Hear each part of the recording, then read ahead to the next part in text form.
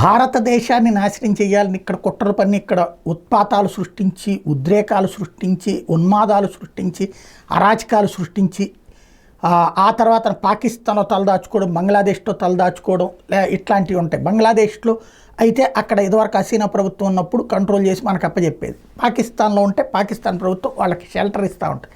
కాకపోతే పాకిస్తాన్లో ఉన్నా సరే ఎక్కడున్నా సరే భారత వ్యతిరేక శక్తుల్ని వేటాడుతున్నటువంటిది ఒక వర్గం. అది ఎవరు అన్నది బయటికి తెలియదు. కాకపోతే పాకిస్తాన్ కానీ టోటల్గా ఈ తీవ్రవాద ముఠాలకి అనేటటువంటి భయం ఉంది, లేదా మిలిటరీ ఇంటెలిజెన్స్ అనే భయం ఉంది.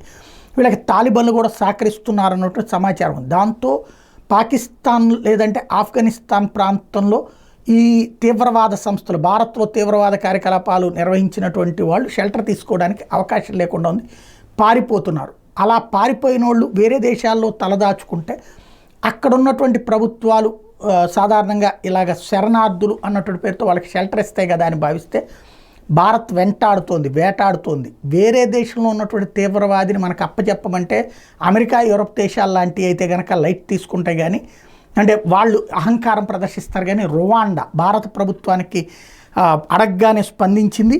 ఏదైతే భారతదేశంలో దారుణమైనటువంటి కార్యకలాపాలకు పాల్పడినటువంటి లష్కరే ఉగ్రవాది సల్మాన్ రెహమాన్ ఖాన్ని భారతదేశానికి అప్పగించింది. భారతదేశంలో ఉన్నటువంటి తీవ్రవాద సంస్థలన్నింటినీ నడిపిస్తా వాళ్ళకి నిధులు సమకూరుస్తున్నాడు వీడే.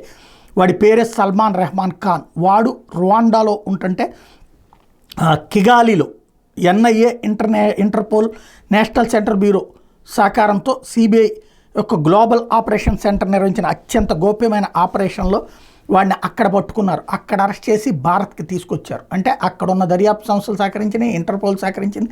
తద్వారా ప్రపంచంలో ఎక్కడున్న భారత శత్రువు వదిలిపెట్టం అన్నటువంటి సంకేతం మరొకసారి ఇచ్చినట్టయింది.